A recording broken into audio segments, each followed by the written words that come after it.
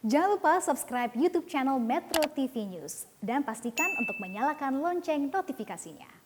Pemirsa, keluarga korban sempat menyoroti keberadaan petugas polisi di lokasi kejadian namun dinilai tidak dapat melakukan pencegahan pengeroyokan. Untuk membahasnya telah bergabung bersama kami Komisioner Kompolnas Bapak Albertus Wahyu Rudanto dan kuasa hukum keluarga korban Bapak Devi Octavianus Peti. Selamat malam Bapak-bapak, kita akan ke Pak Wahyu terlebih dahulu. Pak Wahyu, bagaimana Kompolnas menyoroti terkait keberadaan mobil patroli polisi yang ada di lokasi saat pengeroyokan terjadi tapi tidak bisa mencegah aksi? Ya, terima kasih Mbak Fitri. Jadi saya tadi siang sudah komunikasi langsung dengan Kapolres untuk mendengar secara detail sebetulnya bagaimana persoalannya, kemudian juga mengenai posisi mobil patroli. Nah, saya sudah dapat jawabannya. Tetapi begini Mbak, saya Kompolnas melihat kasus ini sesuatu yang harus menjadi atensi polisi. Karena ini ada kebrutalan massa. Kebrutalan massa ini bisa menjadi gangguan yang lebih parah lagi dan ini bisa jadi bisa menjadi gunung es karena ini menghakimi menjadi hakim massa ini kan sesuatu yang sangat berbahaya. Nah, kalau tadi pertanyaan mengenai mengapa mobil patroli, tadi komunikasi saya dengan Kapolres menjelaskan kalau mobil itu datang karena ditelepon kemudian menghadiri atau mengikuti atau tiba di tempat lokasi. Ya. Baik, Nah, Pak Wahyu, dalam kondisi ya, seperti itu massa yang terprovokasi dan ada ancaman main hakim sendiri, sementara di sisi lain ada dugaan mengenai tindak pidana. SOP-nya seperti apa? Langkah yang seharusnya dilakukan oleh polisi? Tadi Humas sudah bicara langkah sudah benar, yaitu membubarkan massa dengan gas air mata. Itu salah satu langkah untuk mengurai. Tetapi ada persoalan lain yang tadi disebut oleh Pak Freddy tadi pengacaranya kuasa hukum bahwa ini kejadian ini terencana.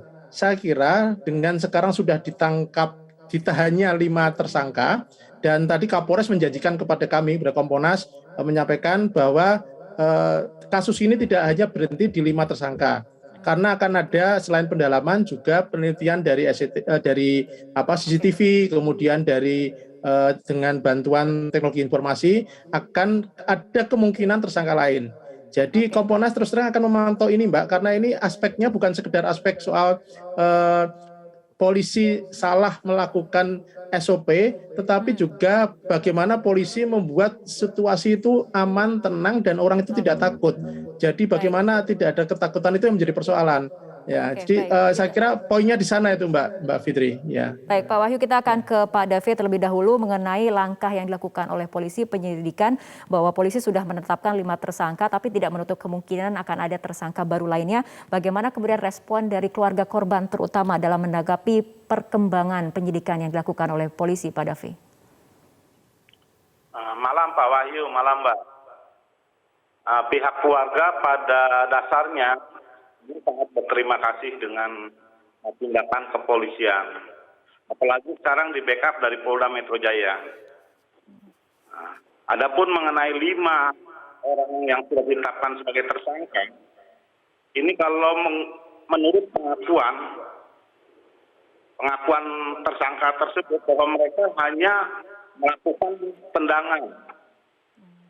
Jadi kalau dilihat dari hasil visum, harusnya nggak mungkin itu dengan tendangan karena menurut data masyarakat yang di lokasi yang sempat kita temui, itu mereka pakai batu, pakai helm, dan pakai kayu. Oke. Nah itu yang dugaan kita lain. Oke. Nah, tapi baik. Dengan Pak David dan juga Pak Wahyu, kita akan mendalami mengenai kejanggalan-kejanggalan apa yang kemudian dicermati oleh keluarga, tapi kita akan ikuti jeda berikut terlebih dahulu. Pemirsa, kita akan lanjutkan kembali perbincangan. Pak David, sejauh ini dari keterangan polisi memang tidak ada satupun tersangka yang mengenal atau terkait dengan latar belakang korban. Dari keluarga korban sendiri mengenai kejanggalan yang dicermati, apakah kemudian juga sudah disampaikan kepada pihak kepolisian? Sudah, Mbak. Bahkan besok kita minta bertemu dengan pihak penyidik. Apa yang akan disampaikan besok kepada penyidik, Pak? Ya, kita juga kan ada menemukan beberapa saksi. Jadi kita mengajukan saksi yang di lokasi ini. Oke. Baik, kita ke Pak Wahyu. Pak Wahyu, jika kasus ini tidak bisa ditangani secara tuntas dan tidak bisa memberikan efek jera, terutama terkait main hakim sendiri, apa yang menjadi dampaknya? Apa bahayanya? Tentu kalau sampai ini tidak memberikan efek jera, akan berimplikasi kepada orang lain akan meniru yang sama. Kalau mendengar ceritanya tadi, awalnya kan terserempet, kemudian mengejar, lalu meneriaki maling. Modus-modus ini kan sering dilakukan. Maka menurut kami dari Kompolnas, tadi dari diskusi dengan Kapolres, diskusi panjang lebar tadi saya, terutama saya menanyakan mengapa sampai menembakkan gas air mata. Penjelasan Kapolres tadi karena di mobil itu hanya ada dua orang petugas. Dengan massa yang banyak nggak mungkin melawan. Saya setuju dengan langkah untuk membubarkan atau mengurai kerumunan itu. Tetapi yang penting adalah penyidikan dengan scientific investigation itu menjadi hal yang sangat dominan. Karena nanti yang dilakukan tidak hanya menanyakan kepada 5 orang, tapi pengembangan dengan forensik kepolisian, apakah dengan IT yang detail, kemudian juga melihat kerusakan di mobil, karena kerusakan di mobil itu akan memberikan nanti gambaran apakah benar ini terskenario atau tiba-tiba akan kelihatan semua. Dan saya kira kami dari Kompolnas akan memantau betul karena ini menjadi perhatian publik di mana kasusnya begitu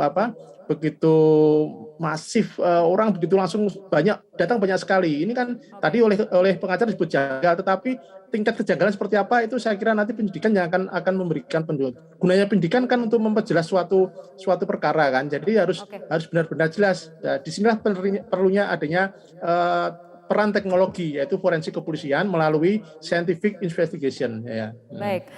Pak Dave, penyidik Polres Metro Jakarta Timur mengatakan tidak menutup kemungkinan akan memburu tersangka baru. Apa sebetulnya harapan dari keluarga korban? Terima kasih sekali pihak keluarga ada dari Kapolres juga dari Kabid Humas bahwa mereka tidak diam sampai ada tersangka, tapi tetap ingin mendalami karena kita yakin memang ada skenario di balik kekerasan ini. Baik, kita akan kembali ke Pak Wahyu. Pak Wahyu, saat ini penanganan kasus pengeroyokan dilakukan oleh Polres Metro Jakarta Timur. Tadi Anda juga mengatakan bahwa kasus ini begitu masif mendapatkan sorotan publik. Apakah perlu kasus ini ditangani oleh Polda Metro Jaya? Saya kira kita lihat dulu bagaimana perkembangan yang terbaru. Ini sekarang kan pemeriksaan, penyidikan masih dilakukan oleh Polres. Sampai di mana tingkat kesulitannya. Sepanjang Polres masih bisa menangani, saya kira tidak perlu diangkat ke Polda Metro karena beban Polda Metro kan juga banyak. Tetapi day to day, tiap hari per hari, saya kira hasil penyidikan itu Kompolnas akan ikut memantau. Kami sering diskusi langsung dengan teman-teman di internal Polri untuk melihat terutama kasus-kasus yang menjadi perhatian publik. Kami senang dalam waktu 1 hari langsung kemudian ada proaktif, segera cepat, lalu penetapan tersangka dan ditahan. Dengan mereka ditahan akan lebih mudah melakukan pemeriksaan. Jadi apakah ditarik ke Polda, saya kira kita lihat perkembangannya nanti dulu, Mbak Fitri. Kalau nanti memang harus dinaikkan, kita lihat bagaimana nanti tingkat kesulitannya ya. Oke, baik, kita tunggu bagaimana perkembangan kinerja dari Polres Metro Jakarta Timur. Kita harapkan kasus ini dapat diusut secara tuntas. Terima kasih Bapak Albertus Wahyu Rudanto, Komisioner Kompolnas, dan kuasa hukum keluarga korban Bapak Dave Octavianus Pati telah berbincang bersama kami malam hari ini.